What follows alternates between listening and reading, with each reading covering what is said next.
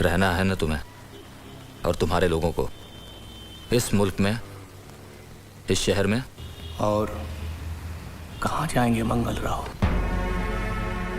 शर्तें सुन लो। तुम्हारी कौम का कोई भी आदमी या औरत इस दंगे के बारे में कुछ भी पुलिस को रिपोर्ट नहीं करेगा। कोई भी एफआईआर दर्ज नहीं कराएगा किसी भी हालत में। 2, तुम्हारे लोगों में से कोई भी औरत, मर्द, बच्चा फसाद के दौरान नजर आए किसी भी हिंदू की तरफ इशारा नहीं करेगा, किसी को पहचानेगा नहीं, किसी का नाम भी नहीं लेगा, नहीं पुलिस के सामने, नहीं किसी इंक्वायरी कमीशन वगैरह के सामने। बिल्कुल चुपचाप रहेंगे आप लोग।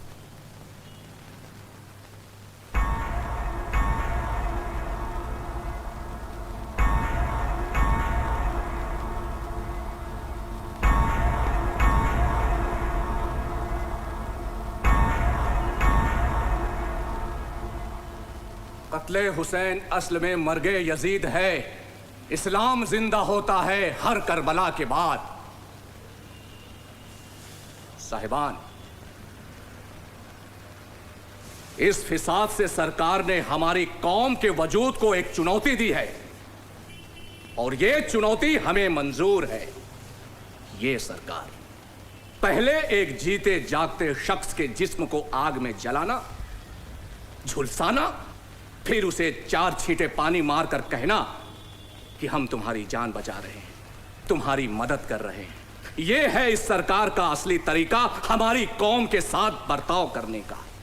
ये निहायत ही दोगली सरकार अब नंगी हो चुकी है। इस सरकार की किसी भी बात पर यकीन नहीं किया जा सकता, चाहे वो पैसे की मदद करने की बात हो या इंसाफ दिलाने का वादा। इस सरकार से हमें कुछ नहीं मिलना, इंसाफ तो दूर की चीज है, और हमें इनसे इंसाफ की खैरात नहीं चाहिए, क्योंकि इंसाफ मिलना हमारा हक है और वो हमें मिलेगा नहीं, सिर्फ जिल्लत मिलेगी। कोई कमीशन बिठा दी जाएगी, बरसों तक इंक्वायरी चलेगी और आखिर में रिपोर्ट कचरे के डब्बे में फेंक दी जाएगी। नहीं चाहिए ऐसा इंसाफ का नाटक, नहीं चाहिए कोई खोखली हमदर्दी, बस खुदा के लिए बस।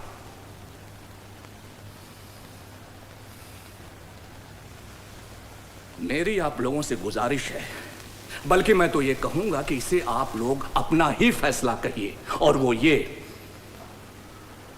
कि हम में से एक भी भाई या बहन पुलिस से शिकायत नहीं करेगा, पुलिस में एफआईआर दर्ज नहीं कराएगा, किसी भी हिंदू फसादी के खिलाफ पुलिस में या कमीशन के सामने बयान नहीं देगा, किसी भी हिंदू फसादी के खिलाफ कुछ नहीं बोला जाएगा, क्योंकि हमें बेइज्जत नहीं होना है। बहुत सहेलियां, बहुत। हमें मालूम है ऐसी सियासत से कैसे निपटा जाता है। हम अपने बहादुर जवानों को तैयार करेंगे और एक एक शहादत का हिसाब चुकता करेंगे, लेकिन इस सरकार के आगे या पुलिस के सामने इंसाफ के लिए दामन नहीं फैलाएंगे। मंजूर? मंजूर? डर क्यों रहे हो आप लोग? बुलंद आवाज में बोलिए, मंजूर? शुक्रिया। तो यह तय हुआ कि हम में से कोई भी एफआईआर दर्ज नहीं कराएगा। एक आखिरी बात, हमारे इस फैसले को अगर किसी ने तोड़ा तो उसे गद्दार माना जाएगा। कोई सवाल? लतीफ भाई जी, आप कुछ कहना चाह रही हैं? जी, यही कि हमारे साथ जो कुछ भी हुआ है इससे बदतर और कुछ नहीं हो सकता,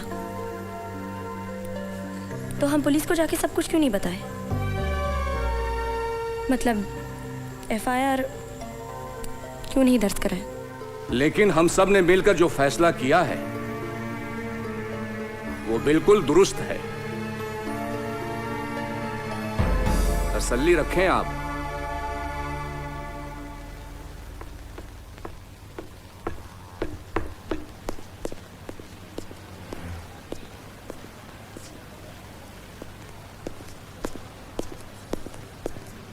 क्या हो रहा है फरीद भाई? रुक जाओ, लतीफ भाई आए हैं, बात कर रहे हैं अंदर। आलिया से? हाँ, रुक जाओ फरहान। इस फसाद ने अपने वालिद और अम्मी के कत्ल के बाद आप अकेली हो गई हैं घर में, और एक अकेली जवान लड़की को कदम कदम पे हिफाजत की जरूरत होती है। बात समझ रही हैं ना आप?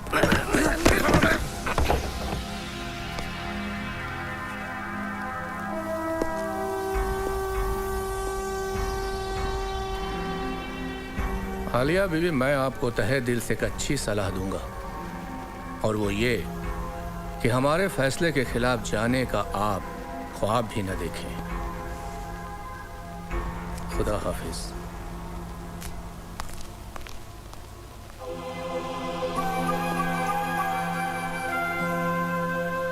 मैं आपसे वादा करता हूं कि आप सबको इंसाफ मिलेगा, इसलिए बिना किसी झिझक के आप हमारे पास आएं और एफआईआर दर्ज कराएं। आपके साथ जो कुछ भी हुआ, किसने आपके साथ हिंसा की, किसने आपके साथ जुल्म किया, सब आकर के एफआईआर में लिखवाएं, ताकि हम फौरन कानूनी कार्रवाई शुरू कर सकें। मैं समझ सकता हूं कि आप लोग दहशत में हैं। हो सकता है कि आपको धमकाया गया हो, डराया भी गया, लेकिन मेरी आपसे अपील है कि आप लोग डरे मत, कानून में विश्वास रखें। सरकार और पुलिस का पक्का इरादा है कि दंगा करने वालों को, फसाद करने वालों को कड़ी से कड़ी सजा दी जाएगी, चाहे वो किसी भी कौम, किसी भी मजहब के क्यों ना हो। देखिए, आप लोगों की मदद के बगैर हम न दंगा करने वालों को पहचान सकते हैं, न उन्हें पकड़ सकते हैं। हम लोग कुछ नहीं कर सकते। आपके घरों को जलाने वाले, आपके बच्चों का कत्ल करने वाले, आपकी बेटियों के साथ बलात्कार करने वाले आजाद घूमते रहे। यह मंजूर है आपको?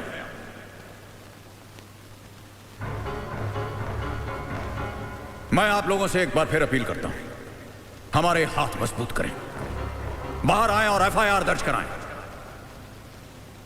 आप लोगों की सुरक्षा की जाएगी, यह मेरी जिम्मेदारी है। विश्वास कीजिए, इंसाफ मिलने में देर नहीं की जाएगी।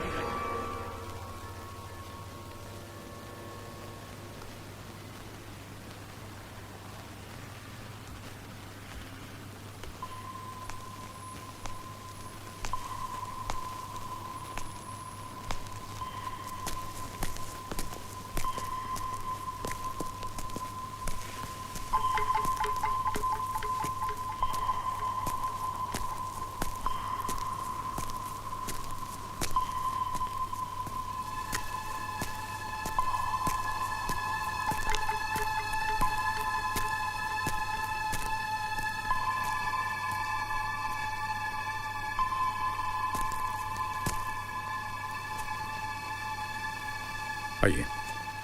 आपका नाम? आलिया। आलिया, बोलिए, क्या क्या हुआ आपके साथ? आप कहते हैं कि हम विश्वास करें आप पर, कानून पर, जब आप ही के साथ हमारे गुनहगार खड़े हैं। जाहिर है आपका इशारा किन्हीं खास लोगों की तरफ है। वो यहां मौजूद है? जी। इशारा कीजिए उनकी तरफ। घबराइए नहीं, इशारा कीजिए।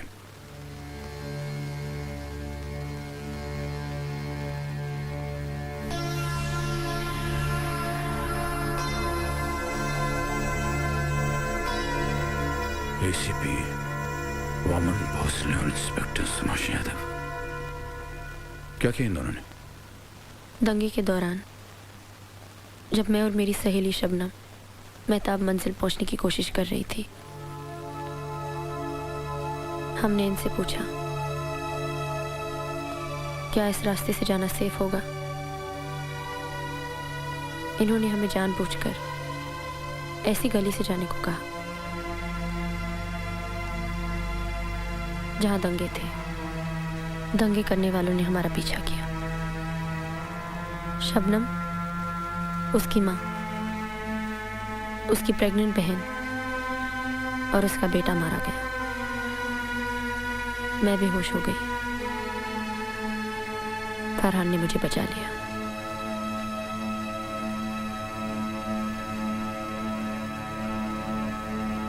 भोसले यादव, तुम दोनों को इसी वक्त सस्पेंड किया जाता है। Written orders will follow. Ranawat, इन दोनों के खिलाफ चार्जशीट तैयार किया जाए। सर। और मैंने अपनी आंखों से देखा है, सरकार के एक नेता मंगल राव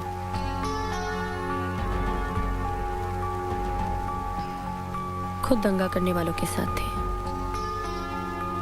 और उन्हें फसाद करने के लिए उकसा रहे थे। आपको यकीन है कि वो मंगल राव ही थे? जी, कई बार उनकी तस्वीर अखबारों में देखी है मैंने।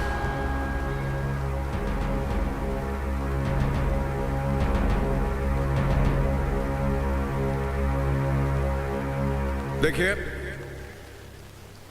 यहां आलिया जी कह रही हैं कि दंगा करने वालों के साथ उन्होंने मंगल राव जी को भी देखा। क्या आप में से किसी ने उन्हें वहां देखा?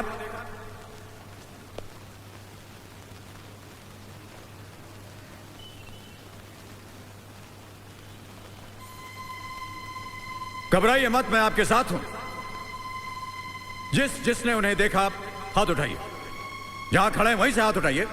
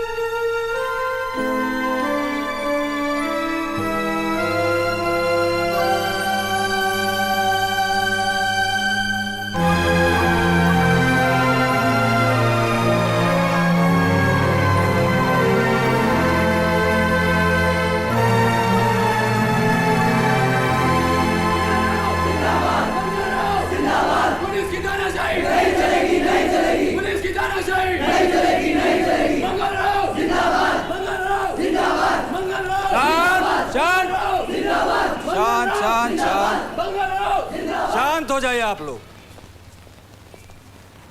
भाई देव साहब ने इतनी इज्जत की है हमारी, स्वयं लेने आए हमें, इनको मना कैसे कर सकते हैं?